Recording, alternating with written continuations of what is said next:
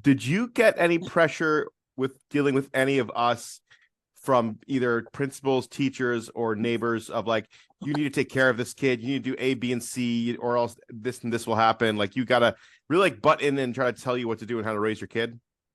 Well, thank God, thank God, thank God. You know, but they thank God you children have never needed any serious intervention. Man, that's not a Thank concise, we're God. just tasting it, not getting into it. Thank God. But yeah, during the 1980s, when during the 1980s, when Ritalin came on the scene, and this was, oh boy, this was the answer. Ritalin, this was it, man. Yeah, and there were situations where schools, in fact, there was one situation where I was told by an administrator that unless I put my child on Ritalin, they cannot come to the school. And thank God the Maryland State Legislature had so much of this that they finally intervened and made it illegal for a school to do this.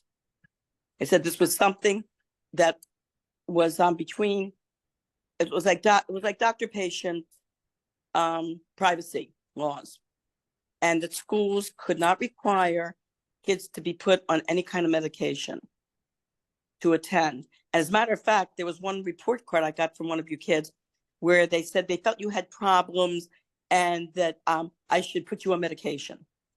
And I told my pediatrician about this, and he said, whoa, he says, you better call the school and tell them to strike that from their permanent records and to give you another report card, he says, or they can be in big trouble.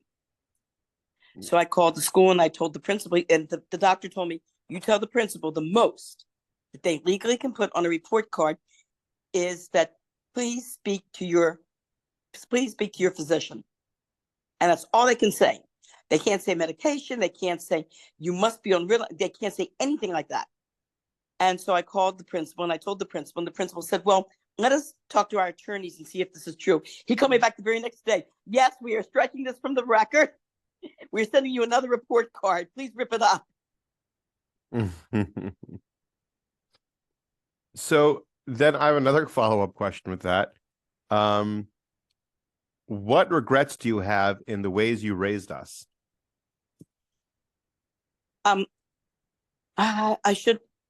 There were times that I did hit you kids, especially the older ones.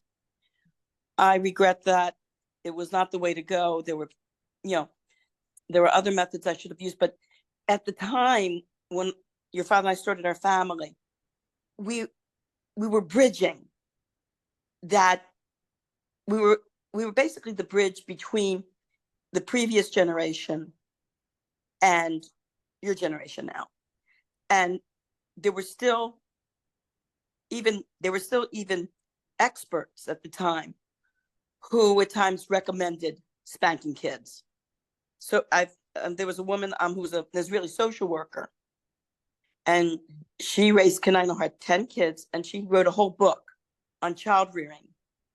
And she was very much not into a lot of spanking, but she was into an occasional potch.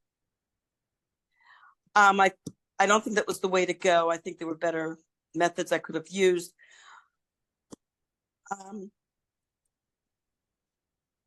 I am sorry I didn't smile more and was more pleasant. You might say. I'm trying to think what else. I think what would you change?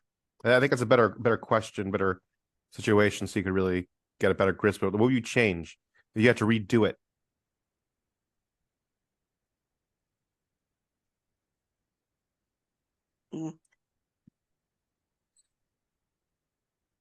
Change and redo. That's a good question. We're going to change and redo it. I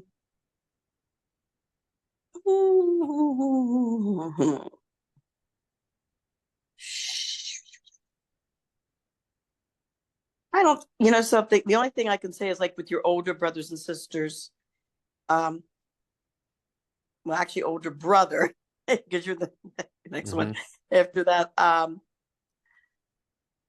think with your older sisters, I should have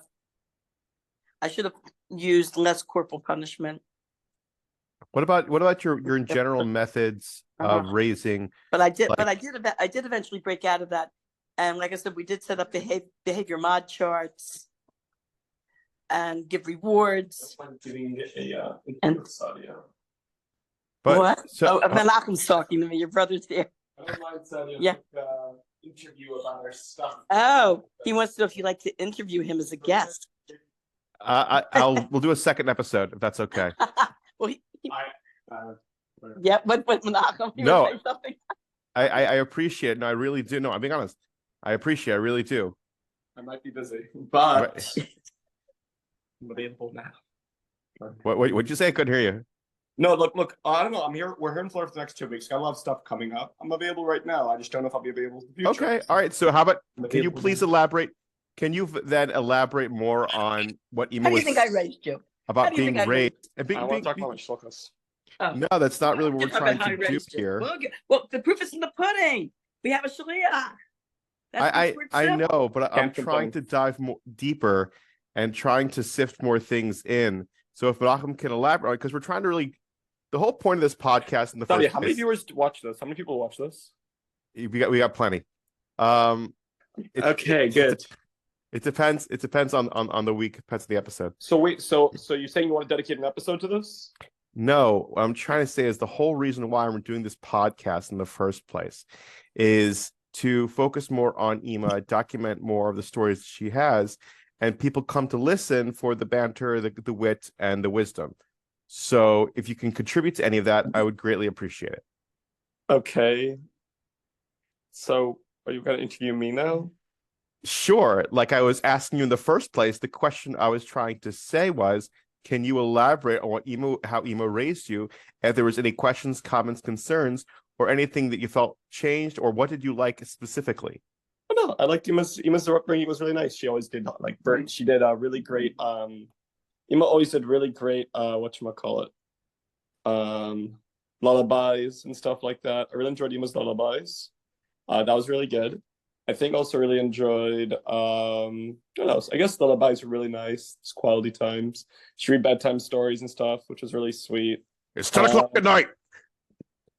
We'd also go for like walks and talk and stuff like that. I don't know. I think that I have no complaints. Really good.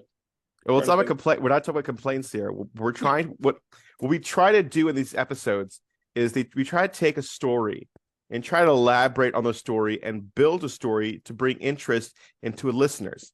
So Yeah. you say lullabies. Okay, can you sing me a lullaby or tell me Sure. a lullaby you're talking Sure. about? So my lullaby was I still sing